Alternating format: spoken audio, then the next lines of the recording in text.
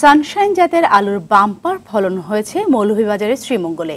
পরীক্ষামূলকভাবে এই চাষে দ্বিগুণ ফলন পাওয়ায় খুশি চাষিরা। আর বীজের জন্য এসব আলু সংগ্রহ করবে বিএডিসি। সম্ভাবনাময় আলুর মাঠ পরিদর্শন করেছেন কৃষিমন্ত্রী। মৌলভীবাজার থেকে স্টাফ রিপোর্টার চৌধুরী ভাস্কর হোমের তথ্যচিত্রে জানাচ্ছেন নাদিরা সুলতানা।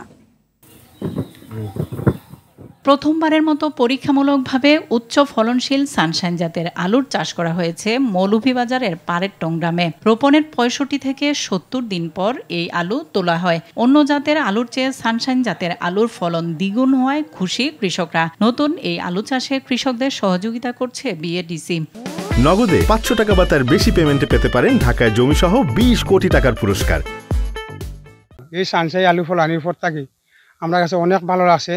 একটা আলুর মাঝে ফুকা মাকড় কোনো দাগ দুঃখ কিছু নাই। এই আলুটার ফলনও খুবই ভালো হয় এবং চাষটাও খুবই সুন্দর হয়। এবার আমরা প্রথম সানশাইন আলু চাষ করেছি। আর রপ্তানি উপযোগী সানশাইন জাতটি সম্ভাবনাময় বলেও জানান বিএডিসির চেয়ারম্যান।